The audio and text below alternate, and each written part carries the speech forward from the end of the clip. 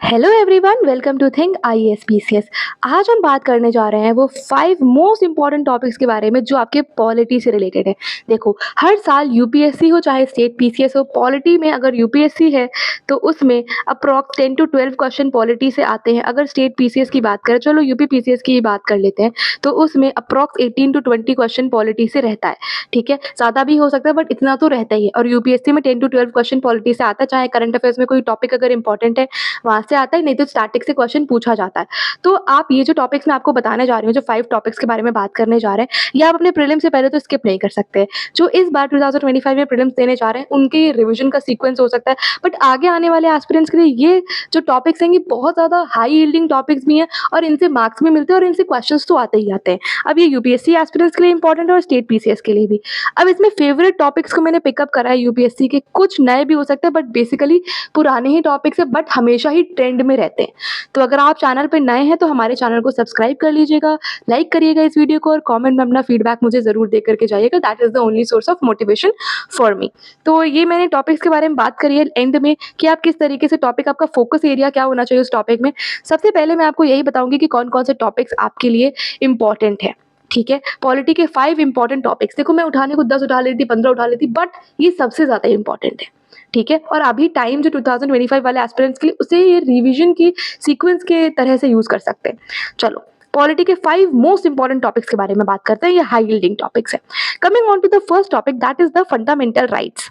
Fundamental rights are very important. हमेशा ही इससे क्वेश्चन देखने को मिला है, चाहे डायरेक्टली हो चाहे इनडायरेक्टली हो। अगर कोई भी फंडामेंटल राइट आपका करंट अफेयर में रहता है तो fundamental right topic very important हो जाता है, नहीं तो स्टैटिक से भी इससे क्वेश्चन पूछे ही जाते हैं। ठीक है, आर्टिकल कहाँ कहाँ आपको देखने को मिलेगा? 12 से 35 आर्टिकल में आपको देखने को मिलता है। नेग्लेक्टेड एरिया इसका क्या होता है? 32 तक तो सब पढ़ते हैं। 33, 34 और 35 आर्टिकल को लोग इतना आसानी से नहीं पढ़ते, इग्नोर कर देते हैं बेसिकली। ठीक है, तो वो पार्ट आपको इग्नोर नहीं करना है। ठीक है, यहाँ पे इग्नोर आपको ये पार्ट नहीं करना है, आपको ये भी कवर करके जाना है। अब इसमें कुछ लैंडमार्क जजमेंट्स है, जैसे कि if you talk about the Keshavananda Bharati case, basic structure की डॉक्ट्राइन दिया। Maneka Gandhi case, right to life and personal liberty के बारे में अगर हम बात करते हैं तो यहाँ से उसका एसेंस देखने को मिल जाता है। ठीक है, अब बात करते हैं फंडामेंटल ड्यूटीज के बारे में। यहीं पे मैंने इंक्लूड कर दिया है फंडामेंटल ड्यूटीज को। बेसिकली फंडामेंटल ड्यूटीज सिटीजन, हम सिटीजन, इंडियन सिटीजन की ड्यूटीज होती हैं। आर प्रेजेंटली बात करें तो 11 है, ओरिजिनली कॉन्स्टिट्यूशन में कितनी थी? तो 10 थी। 11th को ऐड करा गया। आप बताएंगे कौन से कॉन्स्टिट्यूशनल अमेंडमेंट एक्ट के थ्रू। अब कुछ डॉक्ट्राइन है जो, और डॉक्ट्राइन है कुछ रीजनेबल रिस्ट्रिक्शंस है। बेसिकली डॉक्ट्राइन है रीजनेबल रिस्ट्रिक्शन की। अब कहीं पे आपको इम्यूनिटी देखने को मिल जाएंगी। ठीक है, प्रेसिडेंट को आपको इम्यूनिटी देखने को मिल जाएगी, गवर्नर को मिल जाएगी, एमपी और एमएलए के लिए आपको इम्यूनिटी देखने को मिल जाएगी। ठीक है, रेस्ट्रिक्शंस भी हैं। ये बेसिकली अगर मैं बात करूं तो जो अप्रोच है रिजर्वेशन का अप्रोच, ठीक, कुछ लोग बोल सकते हैं कि फंडामेंटल राइट्स का ये वायोलेशन हो सकता है अगर आप किसी पर्टिकुलर सेक्शन को रिजर्वेशन प्रोवाइड कर रहे हैं, बट नहीं, उनको नीड है। ठीक है, इसलिए रिजर्वेशन का ये पॉजिटिव अप्रोच है। ठीक है, और इसके बाद अगर मैं बात करूं, देखो बहुत ज्यादा लेंदी मैं इस वीडियो को नहीं बनाना चाहती हूँ, it is a point two point video. ठीक है, डायरेक्टिव प्रिंसिपल्स की, if I talk about the directive principles of the state policy, so this is the basically welfare policies जो स्टेट ध्यान में रख करके लोगों के लिए, जनता के हित के लिए पॉलिसीज बनाती है। ठीक है, these are non justiciable in nature, पहले ही याद रख लेना। सोशलिस्ट, गांधीयन और लिबरल इंटेलेक्चुअल जो है, कॉन्स्टिट्यूशन ने इस क्राइटेरिया में नहीं बांटा है, हमने अपनी कन्वीनियंस के हिसाब से बांटा है। हमेशा ही डायरेक्टिव प्रिंसिपल्स फंडामेंटल राइट्स के साथ कॉन्ट्रडिक्शन में रहती हैं कि फंडामेंटल राइट्स को ऊपर रखा जाएगा या डीपीएसपी को ऊपर रखा जाएगा। इसमें क्या, आप जो कोर्ट के इंटरप्रिटेशंस हैं उसके थ्रू ही हम चीजों को आइडिया लगा पाते हैं। इसी के साथ अगर मैं बात करूं तो preamble, preamble is one of the most important topic. Why I am saying this? ठीक है, प्रियम्बल से आप देखोगे रिसेंट ईयर्स में यूपीएससी क्वेश्चन पूछता है। ठीक है, क्या क्वेश्चन जैसे पूछता है? क्वेश्चन ऐसे पूछता है कि प्रियम्बल इज अ पार्ट है कि नहीं है। हमें पता है कि हमने देखा कि बेरूबारी यूनियन केस में बोला गया पार्ट नहीं है, केशवानंद भारती केस में बोला गया पार्ट है, एलआईसी ऑफ इंडिया केस में बोला गया इंटीग्रल पार्ट है। तो भाई पार्ट तो है, पार्ट है तो अमेंड भी करा जा सकता है। भाई अमेंडमेंट हुआ, 42nd amendment act, SIS words को ऐड करा गया, फुल फॉर्म बताना है इसका कमेंट सेक्शन में। ठीक है, तो प्रियम्बल बहुत ज्यादा इंपॉर्टेंट हो जाता है। Basically it is a preface identity card of the constitution, तो पार्ट है। ठीक है, इन्फोर्सिएबल है, नहीं है, ये एक अलग बात है। यहाँ पे जो मैंने दोनों चीज़ें ली हैं, आप बताना कि ये इन्फोर्सिएबल है, जस्टिसेबल है या नहीं है, ठीक है। यूनियन और executive, if you talk about the third most important topic, तो यूनियन और स्टेट एग्जीक्यूटिव बहुत ज़्यादा इंपॉर्टेंट हो जाता है। इसमें आपको सिमिलैरिटी, यहाँ पे सिमिलर टर्म्स को मैंने एक साथ लिया। अब आप ये बोल देना ऐसे तो 10 टॉपिक हो गए, बट ये सिमिलर पैटर्न पे है, ठीक है। अगर आप यूनियन पढ़ रहे हो तो आपने एक साइड एक A4 पेज लिया, इधर आपने यूनियन के बारे में लिख दिया और इधर आपने स्टेट एग्जीक्यूटिव के बारे में लिख दिया, तो 80 to 90% चीज़ें तो सिमिलर ही हैं, 10 to 15% चीज़ें जो है वो डिफरेंट है बस, ठीक है। तो चीज़ें, प्रेसिडेंट भी वही काम करता है सेंटर में जो गवर्नर करते हैं स्टेट में, ठीक है। प्राइम मिनिस्टर भी सेंटर में वही काम करते हैं जो चीफ मिनिस्टर करते हैं स्टेट में। जैसे काउंसिल ऑफ मिनिस्टर सेंट्रल में होती है, उसी तरीके की काउंसिल ऑफ मिनिस्टर स्टेट में भी देखने को मिलती है, ठीक है। तो ये इंपॉर्टेंट है, प्रेसिडेंट इंपॉर्टेंट है। यहीं पे अगर मैं आपको बताऊं तो इस बार जो बच्चे प्रीलिम्स देने जा रहे हैं उनके लिए वाइस प्रेसिडेंट इंपॉर्टेंट हो जाते हैं। Vice president is also the chairman of Rajya Sabha, ठीक है। तो ये न्यूज़ में रहे हैं वाइस प्रेसिडेंट, इसीलिए ये इंपॉर्टेंट हो जाते हैं। प्रेसिडेंट के बारे में अगर मैं बात करूँ तो जो इमरजेंसी पावर्स है, बेसिकली प्रोक्लेम कौन करता है इमरजेंसी को, महामहिम प्रेसिडेंट, ठीक है। तो प्रोक्लेम करते हैं, बेसिकली सम्मन करते हैं हाउस को, तो प्रेसिडेंट वेरी इंपॉर्टेंट टॉपिक हो जाता है। तो इमरजेंसी पावर्स जैसे कि नेशनल इमरजेंसी हो गया, फाइनेंशियल इमरजेंसी हो गया, प्रेसिडेंट्स रूल हो गया, आर्टिकल 352, 356, 360 हम लोग पढ़ते हैं, तो ये सारी चीज़ें इंपॉर्टेंट हो जाती हैं। अब ये गवर्नर नहीं कर सकते हैं, गवर्नर सिर्फ रिकमेंड कर सकते हैं on the basis of constitution machinery अगर फेल हो जाती है स्टेट में तो। Moving on to the fourth important topic, वो आपका है पार्लियामेंट और स्टेट लेजिस्लेचर। जैसे कि यूनियन एग्जीक्यूटिव और स्टेट एग्जीक्यूटिव सेम होता है। अब मैं यहाँ पे अगर आपको एक चीज और बता दूं तो भाई ये नॉमिनल हेड है, बेसिकली नॉमिनल एग्जीक्यूटिव है, और ये जो है रियल एग्जीक्यूटिव है, डी ज्यूरी और डी फैक्टो के बारे में हम लोग पढ़ते हैं, सेम स्टेट में अप्लाई होता है, ठीक है। पार्लियामेंट के, if you talk about the parliament, तो पार्लियामेंट में आपको क्या पढ़ना रहता है, पार्लियामेंट और स्टेट लेजिस्लेचर ये दोनों सेम है, ठीक है। कुछ मतलब 5 से 10% चीजें ही डिफर करती है, बट अगर आप A4 पेपर बनाओगे और इधर लिख दोगे पार्लियामेंट, इधर लिख दोगे स्टेट लेजिस्लेचर, तो वो सिमिलर ही होता है। टाइप्स ऑफ बिल आपको पढ़ के जाना है भाई, टाइप्स ऑफ बिल हमेशा ही पढ़ के जाना है भाई। ऑर्डिनरी बिल क्या होता है, मनी बिल क्या होता है, क्या हर फाइनेंशियल बिल मनी बिल होता है, क्या हर मनी बिल फाइनेंशियल बिल होता है, ये एक टॉपिक आता है, ठीक है। स्पेशली यहाँ पे मैंने मेंशन कर भी दिया है, मनी बिल और फाइनेंशियल बिल को स्पेशली मैंने मेंशन करा है, ठीक है। पार्लियामेंट्री प्रोसीजर्स के बारे में बात करें, बिल को पास करने का क्या प्रोसीजर होता है, ठीक है। पार्लियामेंट के पार्ट क्या है, क्या प्रेसिडेंट पार्लियामेंट के पार्ट है but he is not the member of the houses. President हो गए लोकसभा, राज्यसभा, लोकसभा के क्या इंपॉर्टेंट फीचर है, राज्यसभा के क्या इंपॉर्टेंट फीचर है, लोकसभा कहाँ इक्वल है राज्यसभा के, लोकसभा कहाँ ग्रेटर है राज्यसभा से, और राज्यसभा कहाँ ग्रेटर है लोकसभा से, बिल कब लैप्स हो जाएगा, ठीक है, लैप्स कब होगा बिल। ये मतलब मैं टॉपिक्स आपको फ्री के टॉपिक्स बता रही हूँ जिससे मार्क्स आते हैं।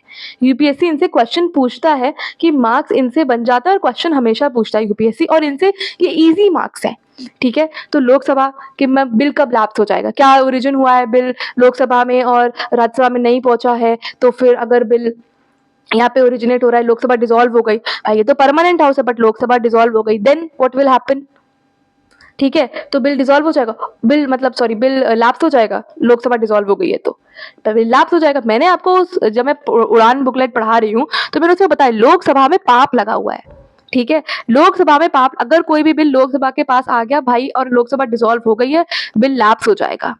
प्रेसिडेंट के पास पहुंच गया तो प्रेसिडेंट के आशीर्वाद अगर मिल गया है किसी भी बिल को, चाहे जॉइंट सिटिंग बोल दिया हो प्रेसिडेंट ने कुछ भी, तो बिल लैप्स नहीं होगा, ठीक है। पावर एंड प्रिविलेजेस की बात आपको जरूर पढ़नी चाहिए कि एमएलए के पास क्या पावर क्या प्रिविलेजेस होते हैं, क्या उनकी कलेक्टिव रिस्पॉन्सिबिलिटी है, ठीक है। कलेक्टिव प्रिविलेज क्या है, इंडिविजुअल प्रिविलेज क्या होता है, ये सारी चीजें आप जरूर पढ़ के जाइएगा, ठीक है। कभी भी आप प्रीलिम्स देने जा रहे हैं यूपीएससी का, स्टेट पीसीएस का, but these topics are very important. If I talk about the constitution and the non constitutional bodies, basically important articles, ठीक है। अभी आपने देखा कि पार्लियामेंट्री स्टैंडिंग कमेटी बनाई गई है ऑपरेशन सिंदूर के लिए। अब स्टैंडिंग कमेटी और एडहॉक कमेटी के बीच में डिफरेंस बताना। Standing is the permanent committee and ad hoc committee is the temporary committee. तो पार्लियामेंट्री स्टैंडिंग कमेटी बना दी गई ऑपरेशन सिंदूर के लिए। कुछ यहाँ पे मैंने लिखा है कि हाँ इलेक्शन कमीशन जरूर पढ़ के जाइएगा, CAG, UPSC, finance commission, basically these are the independent body जो इंडिपेंडेंटली काम करती हैं, ठीक है। फाइनेंस कमीशन 280 आर्टिकल, जो इनसे रिलेटेड आर्टिकल्स हैं वो ज़रूर पढ़ के जाइएगा आप, क्योंकि देखो कई बार मैचिंग में हो सकता है आपसे यूपीएससी पूछ दे, ठीक है, मैचिंग में बेसिकली ऐसा नहीं होता है, स्टेट पीसेस में इस तरीके के ज़्यादा क्वेश्चन आते हैं, बट वी नेवर नो, ठीक है। मैचिंग में क्या पता क्वेश्चन पूछते आपसे, या पूछ दे कितने सही है, 1, only 1, only 2, only 3, all 4 correct, तो मैचिंग दे सकती है। यहीं पे इसी तरीके के मैचिंग क्वेश्चन आपसे सोर्सेज में भी पूछे जा सकते हैं, सोर्सेज ऑफ द कॉन्स्टिट्यूशन में पूछ, क्या हमने कॉन्करेंट लिस्ट कहाँ से लिया है, अमेंडमेंट का प्रोसीजर कहाँ से लिया है, तो इस तरीके के क्वेश्चन आ सकते हैं।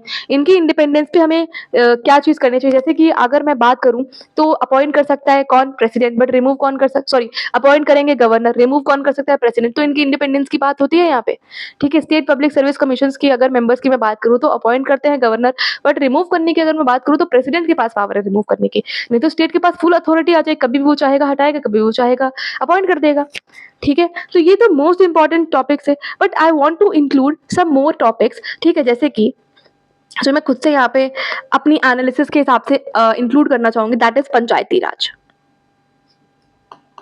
हालाँकि अभी रिसेंट ईयर में क्वेश्चन मतलब इतना ज़्यादा नहीं देखने को मिल रहा है, but Panchayati Raj is important topic. ये उन लोगों के लिए जो 2026, 2027 में एग्ज़ाम देने के लिए जा रहे हैं, तो पंचायती राज very important topic. Then I have not included here the Supreme Court, High Court, and the lower courts. Lower court basically tribunal, if I talk about tribunal, तो ये टॉपिक भी इंपॉर्टेंट है। ऐसे बहुत सारे टॉपिक इंपॉर्टेंट है, ठीक है। Non constitutional body, statutory bodies, extra constitutional bodies, ठीक है, बट यूपीएससी का फोकस हमेशा ऐसे कॉन्स्टिट्यूशनल बॉडीज पे रहता है। अगर कोई, हाँ, अगर कोई न्यूज में रही है body, suppose finance commission was in news, तो भाई देख के जाओ फाइनेंस कमीशन में कितने मेंबर्स होते हैं, कौन अपॉइंट करता है, कौन हेड होता है इसका, इलेक्शन कमीशन में कितने चीफ इलेक्शन कमिश्नर होता है, कितने इलेक्शन कमिश्नर होता है, यू शुड नो एवरीथिंग, ठीक है। क्या क्या पार्टिसिपेट कर सकते हैं लोकसभा में, राज्यसभा में, क्या कर सकते हैं, चीजें देखो देख करके जाओ, ठीक है। तो ये पंचायती राज, और ये मतलब सुप्रीम कोर्ट से अगर क्वेश्चन आता है, हाई कोर्ट से, इनकी इंडिपेंडेंस पे, इनके अपीलेट ज्यूरिसडिक्शन पे अगर जुडिशरी पे क्वेश्चन आता है, तो ये जरूर पढ़ करके जाना, ठीक है। ये एक्स्ट्रा मैं बता रही हूँ यहाँ पे, ठीक है, ऐसा ऐसा नहीं है, बट हाँ पढ़ करके चले जाओगे तो क्या बुराई है। अब इनको कैसे डील करना है, let's talk about how to deal with these topics.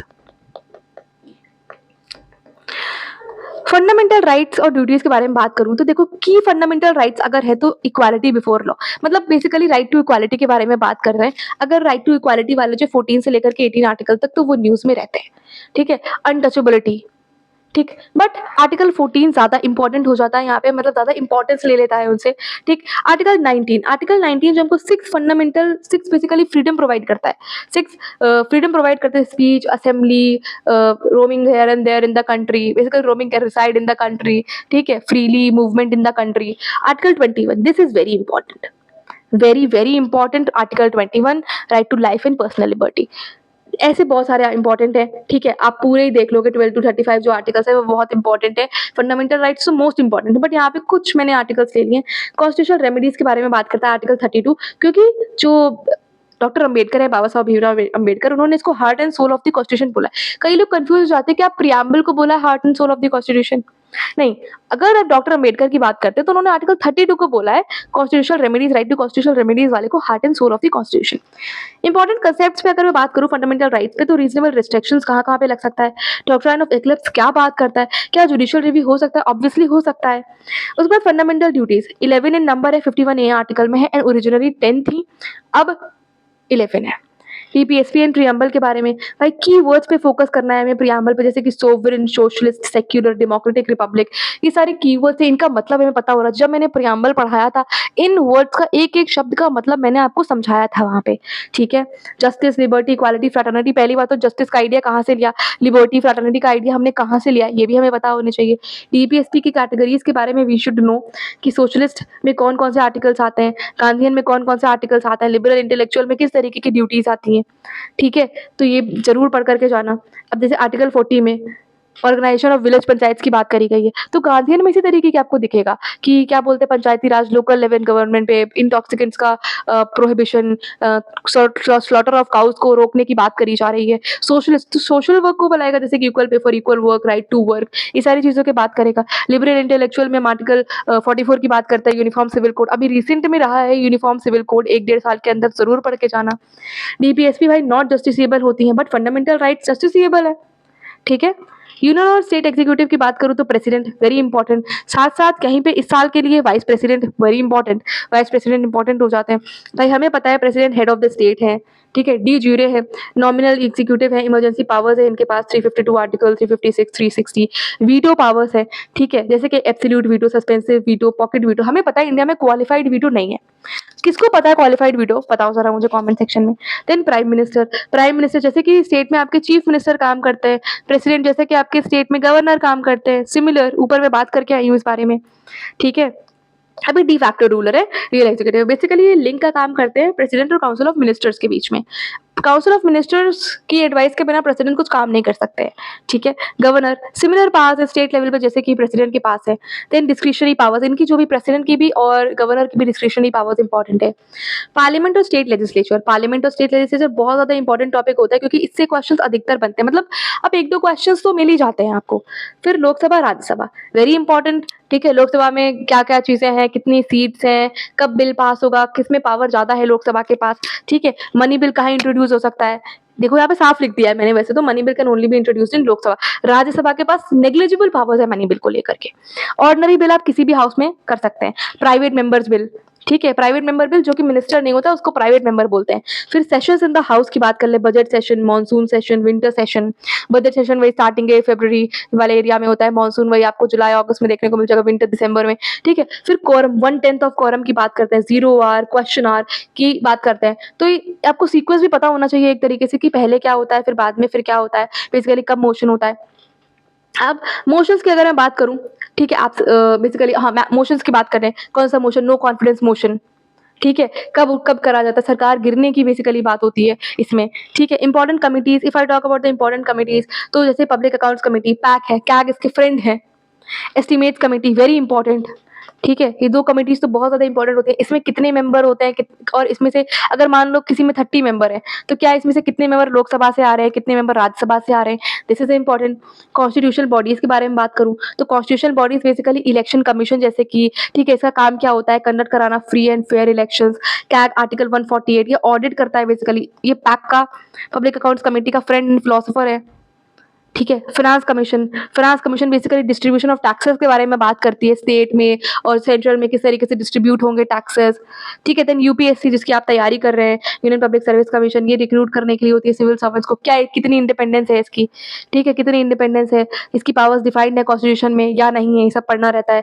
Appoint कौन करता है? प्रेसिडेंट करते हैं, ठीक है। यूपीएससी में मतलब जो भी सेंट्रल बॉडी है उसमें सारी चीज़ें प्रेसिडेंट के हाथ में, ठीक है। अब यहाँ पे मैंने आपको लिख दिया all the best aspirants, bye bye, will see in the next video. But still अगर आपको इसमें कोई भी डाउट हो, ठीक है, किसी भी तरीके की आपको परेशानी हुई हो चीज़ें समझने में, देखो ये सिर्फ और सिर्फ कट टू कट पॉइंट वाली बात थी, ठीक है। समझाती तो मैं जब पढ़ाने बैठती हूँ तो फिर मैं बहुत सारी चीज़ें समझाती हूँ यहाँ पे आपको, ठीक है। पंचायती राज भी हम एक्सक्लूसिवली भी डिस्कस करते हैं हम, ठीक है। फंडामेंटल राइट्स में 4-4 5-5 दिन लगता है डिस्कस करने में, ठीक है, डिस्कस करने में बेसिकली, ठीक। तो ये टॉपिक्स बहुत ज़्यादा इंपॉर्टेंट थे, बहुत ज़्यादा हाई यील्डिंग टॉपिक्स थे जो आपके प्रीलिम्स के लिए इंपॉर्टेंट हो सकते हैं, prelims as well as for the mains examination also, ठीक है। तो यहीं पे वीडियो को एंड करते हैं। जो इंपॉर्टेंट टॉपिक्स मैंने बताने थे वो मैंने बता दिए। अगर आपको ये वीडियो पसंद आया तो चैनल को सब्सक्राइब कर देना, लाइक कर देना एंड कमेंट में अपना जो वैल्यूएबल फीडबैक है वो मुझे ज़रूर दे करके जाना।